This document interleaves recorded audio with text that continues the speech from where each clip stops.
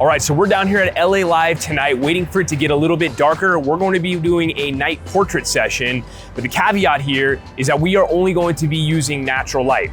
So I want to show you guys how you can create some amazing pictures without needing flash, or without having to rely on any external lighting sources. Now, obviously, if you're gonna go do a night shoot like this and you're only gonna be using natural light, you're gonna wanna pick a location that has some sources of light. Obviously, you're not gonna wanna go out in the middle of a field that's not lit at all, right? So pick some place in the city that has a lot of lights. The next thing that you're gonna need is a prime lens that can get pretty wide open. So today, my weapon of choice is the Fujifilm GFX 100S, and I'm using the 110mm f2, which is the equivalent of like an 85 1.4 if you're on a full frame system. So once our model gets here, we're gonna go ahead and scout out a couple of different locations, and then we're gonna go ahead and get started. Let's get at it.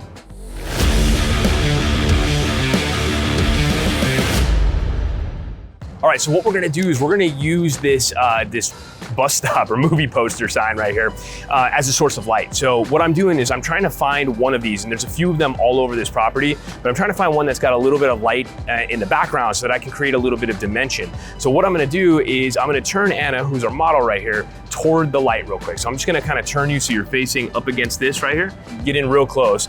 And if we can get our camera up against the edge right here, we could pick up the reflection in the actual frame. All right, so get real close together right there. Perfect, perfect. Chin down just a bit.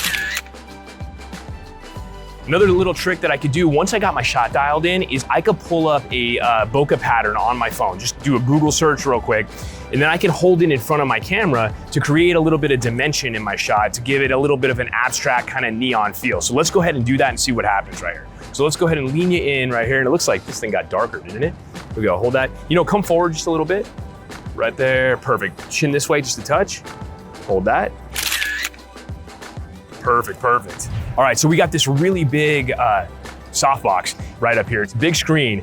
Now what's gonna end up happening here is we're gonna have light that's gonna be unpredictable, right? So this is gonna be a game of patience. You have to scout it out, make sure that you're gonna get the coloring that you want. We're not looking to fix this in post, we're just gonna kind of work with whatever it gives us right here. So I did notice if I sit here long enough, we do get a nice bright, like lighter color light, which is what we wanna photograph on our model skin. But check out over here, look at the background for a second. If you guys see right here, we have a lot of different lights and all this other stuff going on in the background. This is exactly what we want when it comes to looking for a background when you're photographing at night. When you're using that wide open lens that we talked about, it's going to create beautiful bokeh, and it's gonna really separate your subject from the background. So let's go ahead and see what this shot looks like.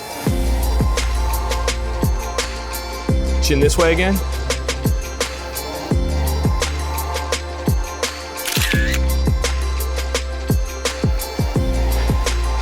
That's the YouTube thumbnail. So now what we're gonna do, we got our tight shot. Let's go ahead and put a wider lens on, and I'm gonna use a 45mm, which is equivalent of like a 35 on a full frame.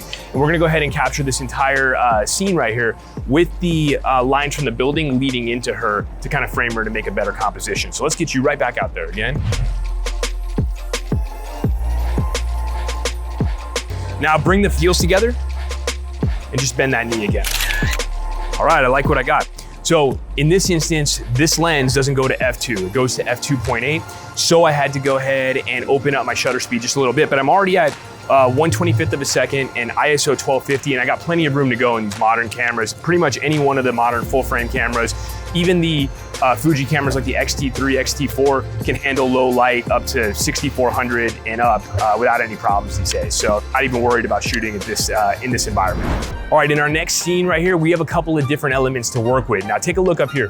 We got one screen up here, another screen up here, then you got these twinkle lights right here in the background. So using these three elements together can give us some really unique looks, but we can do it in a multitude of different ways. So what we're gonna start off with is just using this as a single light, and then using the twinkle lights as a backdrop, okay? So let's go ahead and get our model up here and see what we can create.